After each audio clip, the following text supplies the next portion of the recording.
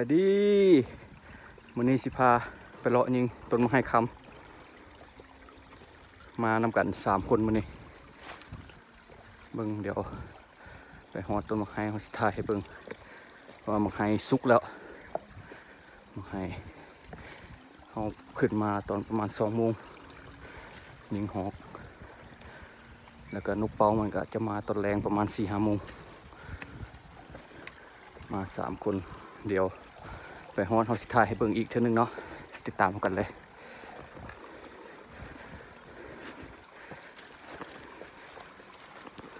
มานำกัน3 คนมานำกัน3 คนและย่างขึ้นเทิงพุ่นแหละใช้เวลาราวๆ1 ชั่วโมงคอยขึ้นไปเอ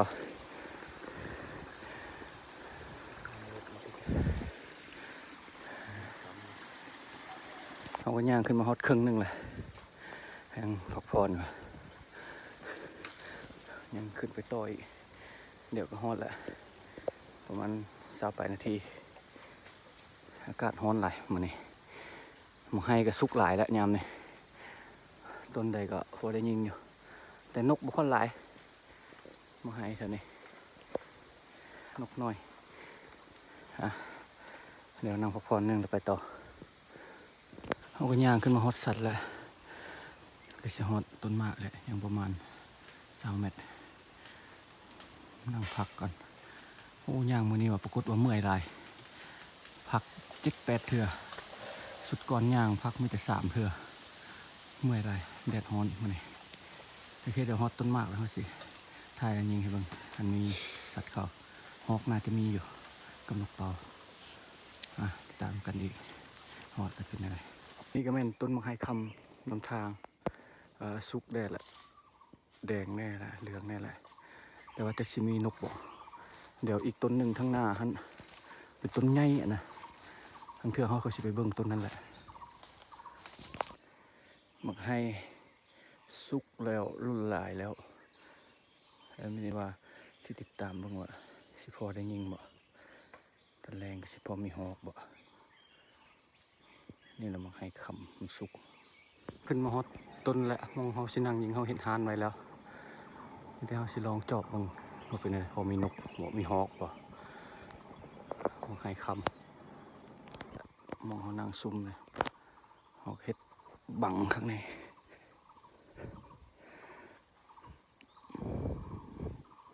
บังไว้เพราะว่า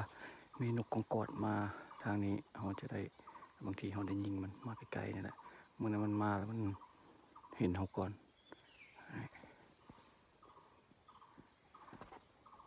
นี่ต้นมะไม้ใหญ่ต้นมะไม้คำเหลืองแต่นกเป่าจะมาตะแรงมาใกล้ๆคือแหละแต่ว่าพอยิงได้จะสั่นนี่เดี๋ยวใส่กล้องสกูปแคมให้เบิ่งอันนี้กระหานนั่งยิงเขานี่หานอันนี้แม่นมะไม้คำที่เขาจะลองนั่งยิงเบิ่งบ่ฮู้ว่าสิมีนกบ่มากนี่เป็นหลายแต่บ่ฮู้สิมีนกบ่ก็เอาสุกแน่แล้วมาติดตามกันเลยว่าสิเป็นอะไร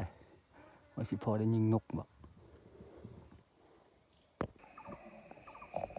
นกเป่าอยู่ใกล้ๆเนาะผมสิลองยิงเบิ่ง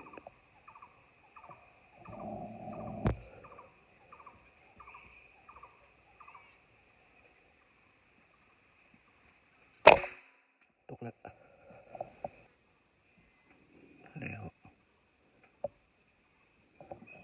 ถ้าต้นไม้มันหอมอ้อมเนี่ยนกเป่าปิ่งคางสิลองยิงเบิ่งอีก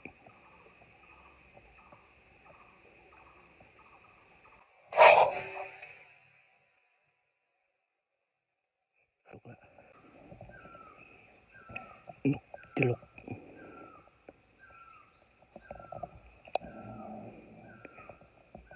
เดี๋ยวเขาสิยิงเบิ่ง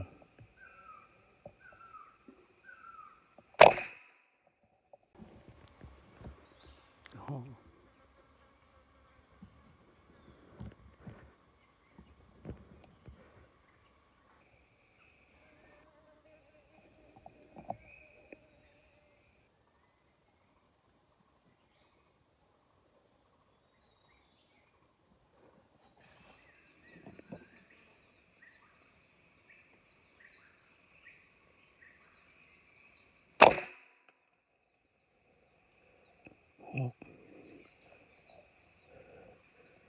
เดี๋ยวตกแล้วตกแล้ว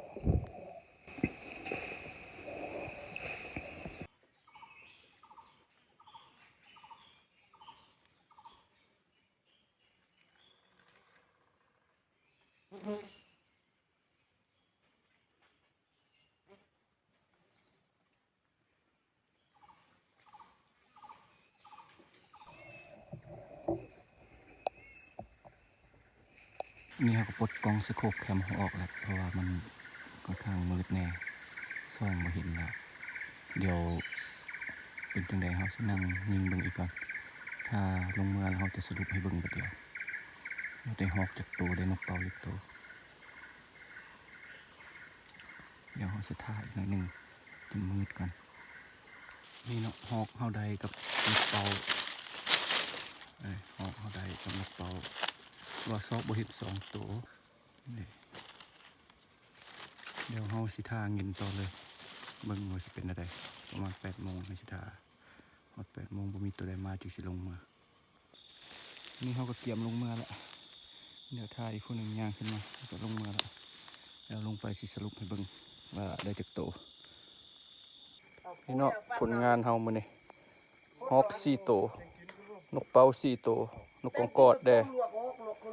เสียดายว่าบ่ได้ถ่ายให้เบิ่งยังเสียดายอยู่ฮอกขึ้นไวลงไวโพด